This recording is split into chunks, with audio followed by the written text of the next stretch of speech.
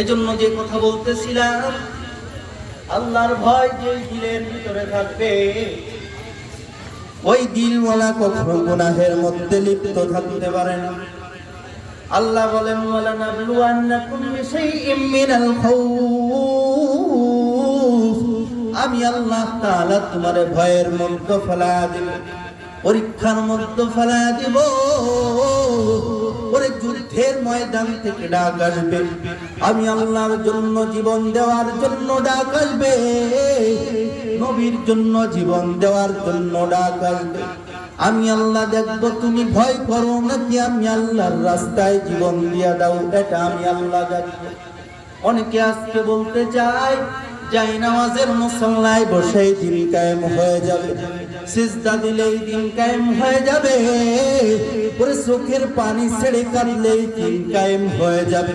শুধু চোখের পানি ছেড়ে কাঁদলেই যদি দিন কায়েম হয়ে যেত গো, তাহলে পয়গম্বর আরবি সাল্লাল্লাহু আলাইহি ওয়াসাল্লাম তিনি যাই নামাজের মুসল্লায় বসে চোখের পানি ছেড়ে কেঁদে আবার তিনি যুদ্ধের ময়দানে দিনের যুদ্ধ করতেন না। কথা কও ঠিক কিনা? এ মুসলমান, যাই নামাজের কাজ জন্য যাই নামাজে, যুদ্ধের ময়দানের কাজ যুদ্ধের ময়দানে।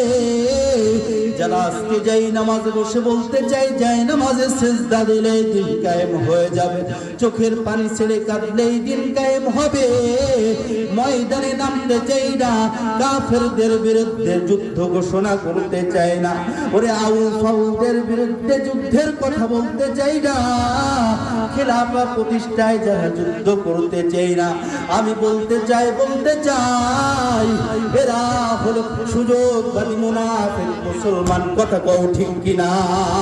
মুসলমান জীবনটা তোমার এই যে কচুরি পানার মতো ইসলামটা ভেসে ভেসে পর্যন্ত আসে নাই। ইসলাম বহু ত্যাগের বিনিময়, আশরাফ আকাবিরদের রক্তের বিনিময়, সাহাবায়ে কেরাম নবীদের রক্তের বিনিময় এই পর্যন্ত এসেছে। যদি তুমি মনে করো ইসলামটাকে ফু দিয়ে নিভিয়ে দেব, ওরে তোমার চাইতে বড় বড় পাপীরা ইসলামকে ফু দিয়ে নিভাতে গিয়া তারা নিজেরাই নিভে গিয়েছে। কথা বলো ঠিক কিনা?